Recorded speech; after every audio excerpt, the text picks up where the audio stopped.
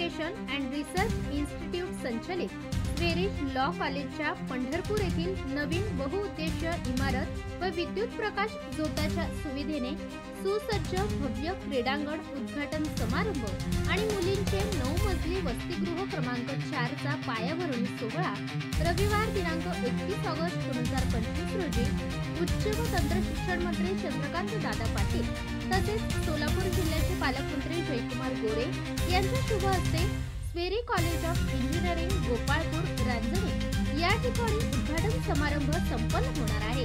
स्वागतोत्सुक प्राचार्य बीपी रोके आणि स्वेरी परिवार पंढरपूर। आरक्षण एक खरं मराठ्यांचं आरक्षण आहे असे मंत्री चंद्रकांत पाटील म्हणाले। जात मागास ठरवण्याचा अधिकार घटनेनं केवळ मागासवर्गीय आयोगाला दिलेला आहे, ते शिंदे समितीत ठरवू शकत नाही। हा मुद्दा देखील चंद्रकांत पाटील यांनी व्यक्त केला। एकदा सुप्रीम कोर्टाने 50% एक्सेल दिलं ते आपण घालून बसलो। दॅट इज EWS, आर्थिक दृष्ट्या मागासांची वर्षाला आई वडिलांचं उत्पन्न 8 लाखापेक्षा कमी असणाऱ्यांचे आरक्षण सुप्रीम कोर्टाने मस्त शिक्कामोर्तब केलंय।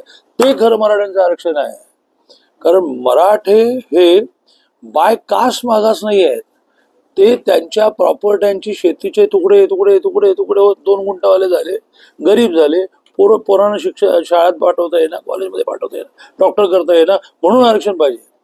दलितांसारखं त्यांना अस्पृश्यतेची भावना नाही मिळाली, गावाबाहेर राहा, शिवू नको असं नाही झालं। दॅट इज नॉट अ सामाजिक आरक्षण, ते आर्थिक आणि शैक्षणिक मागासांचं आरक्षण असल्यामुळे ते आरक्षण देताना आपल्याला 50% एक्सीड करता येत नाही। फक्त ज्याचा फायदा मराठ्यांना खूप झाला, आजही होईल, उद्या होऊ शकतो, ते आर्थिक मागासांचं आरक्षण आहे, ज्याला सुप्रीम कोर्टाने शिक्कामोर्तब केले। चलो 10% एक्सीड करू, त्याच्या व्यतिरिक्त तमिळनाडू सहित कोणालाही 50% एक्सीड करायला दिलेलं नाहीये।